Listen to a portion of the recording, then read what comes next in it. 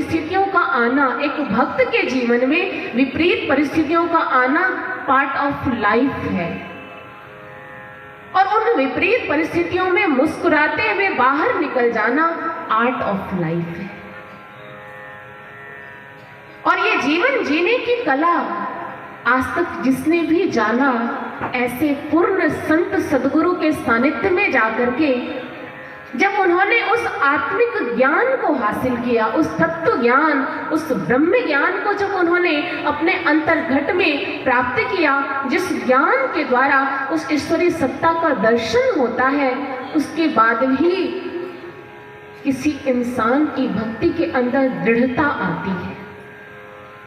हर परिस्थिति में, क्योंकि श्री आशुतोष महाराज जी कहा करते हैं कि वो विश्वास नहीं होता कि जो थोड़े से आंधी तूफान से डगमगा जाए। एक भक्त का जो विश्वास होता है वो चट्टान की भांति अडिग हुआ करता है। आंधी आए, तूफान आए, चाहे ओले बरसे, चट्टान कोई फर्क नहीं पड़ता। ठीक इसी प्रकार से एक जो भक्त डमाडोल है, आखिर क्यों? क्योंकि आज हमने उस ईश्वर को देखा नहीं, जाना नहीं। देखने जानने के बाद विश्वास होता है। जब तक एक इंसान ने देखा नहीं, जब तक जाना नहीं, तब तक वो विश्वास नहीं है, वो तो अंधविश्वास है। भगवान श्रद्धालुओं, ग्रंथों में हमारे महापुरुषों ने कहा कि उस ईश्वर को जानो, उसे देखो, जाने बिन ना होए प्रतीति, बिन प्रतीति होए नहीं प्रीति। देखने जानने के बाद उस ईश्वर के चरणों में भी प्रेम होता है, उस ईश्वर पर विश्वास होता है। आज हमारे जीवन की स्थिति क्या है? जब तक जीवन में सब कुछ ठीक ठाक चलता रहता है, हम कहते हैं कि भगवान की बड़ी कृपा है। लेकिन घर में किसी व्यक्ति को कोई बीमारी लग जाए, कोई एक्सीडेंट हो जाए, कहते हैं कोई कृपा नहीं। ये भक्ति बकवास की चीज है, बेकार की चीज है। जब तक मन के मुताबिक सब कुछ होता रहता है तो हमारे लिए भगवान भी बहुत अच्छा होता है। लेकिन मन के मुताबिक यदि ना हो तो फिर आज हमारा जो विश्वास है वो भगवान के प्रति डमाडोल हो जाता है। लेकिन आप इतिहास के पन्नों को आप पलट करके देखें, भक्त प्रहलाद, क्या परिस्थितियां उनके जीवन में नहीं आई? क्या बाधाएं उनके जीवन में नहीं आई? उनका विश्वास तो डमाडोल नहीं हुआ। भक्तिवती मीराबाई जी, पूरा समाज उनका विरोधी था, लेकिन उनके जीवन में जो कृष्ण के प्रति उनकी भक्ति थी, उस भक्ति में रत्ती भर भी कमी नहीं आई। कृष्ण के चरणों के प्रति जो उनका अनन्य प्रेम था वो कम नहीं हुआ। आखिर उन्होंने किस भक्ति की युक्ति को प्राप्त किया था?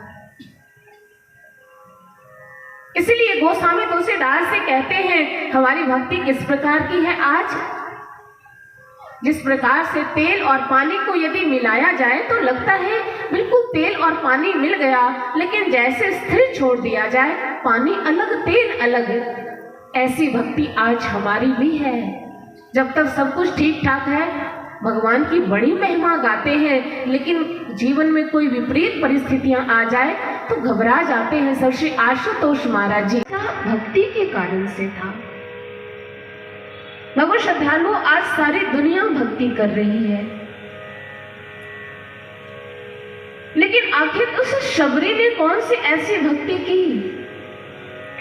उस प्रहलाद ने ऐसी कौन सी भक्ति की जिस भक्ति के द्वारा उसने भगवान की प्रसन्नता को हासिल किया?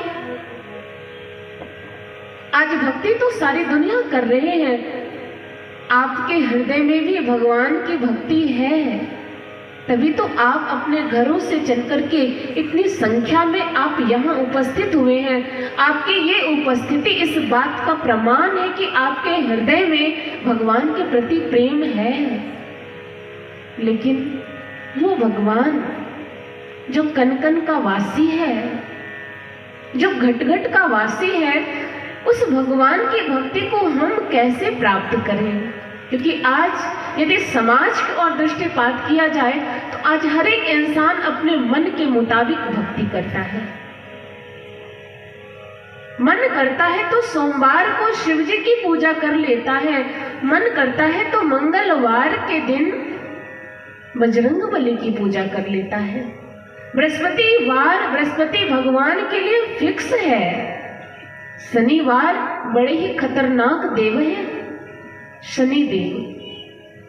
आज इंसान भक्ति यदि कर रहा है तो लोभ के वश कर रहा है या नहीं तो डर के वश कर रहा है।